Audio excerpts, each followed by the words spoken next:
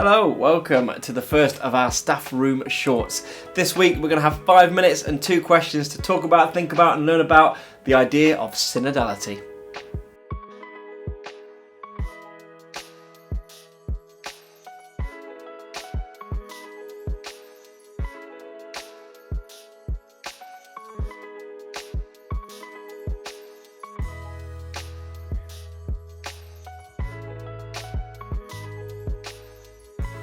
Okay, so synodality is not really a word that we use a lot.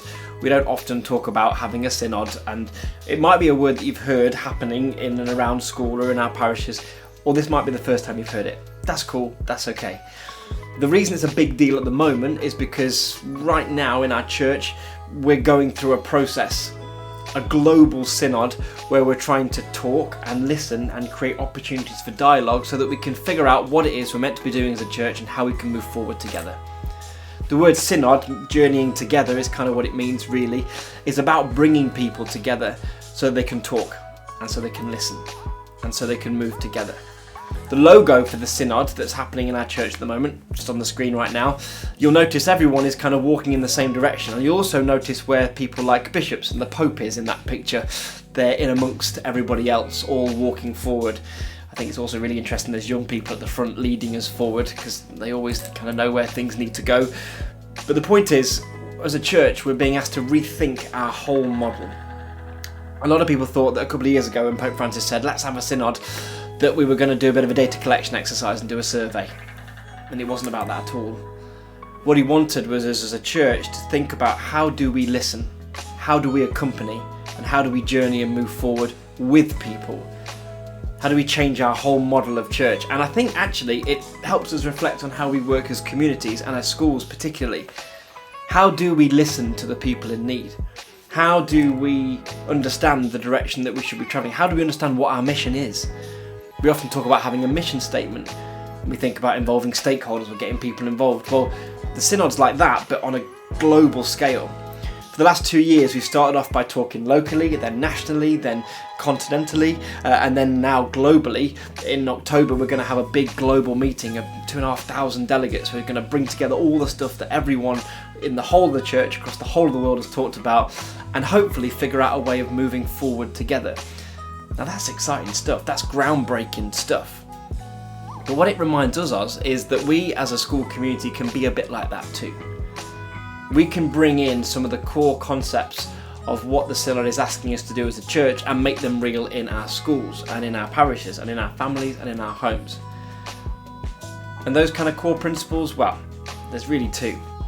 The first is that we reach those people on the margins, on the peripheries. Pope Francis, throughout the whole of his pontificate, has talked about the fact that the people we should be listening to and serving and working with, or the people we should be going out to, are the people on the margins, the people on the edges. We all know who those people are in our communities, and yet how often is their voice heard? How can we make that a reality? And the second thing is that we can only really understand what we're meant to be doing if we enter into dialogue.